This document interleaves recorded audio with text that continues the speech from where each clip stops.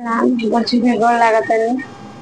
एगो तीज के गीत सुना जाते, अच्छा लगे तो लाइक करम, कमेंट करम, जरूर जरूर शेयर। पूजले चरनिया तोहारी हे गौरा मैया, पूजले चरनिया तोहारी हे गौरा मैया।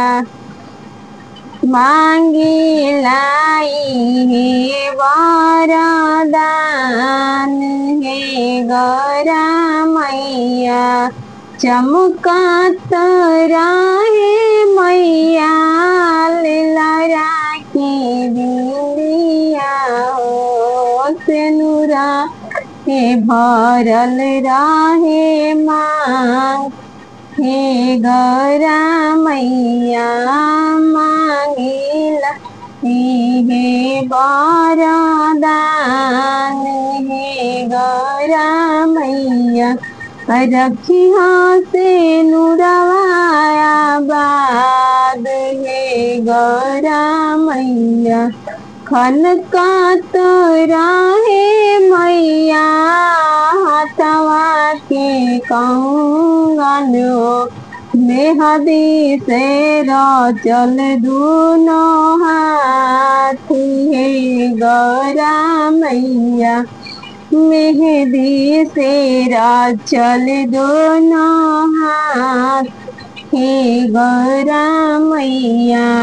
मांगी हे वरदान हे गौरा मैया, महकत रहे मैया चोटी के हजारावा हो, अखिया में हजारा के धार हे गौरा मैया।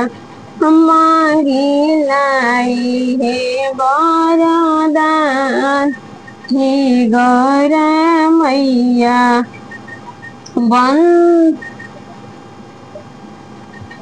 बंदन में पे लहरे मैया लाल पीली साड़िया हो, बदन पालहरे मैया लाल पीली साड़िया हो। मेहदी पिया जी के प्यार हे गौरा मैया, मेहदी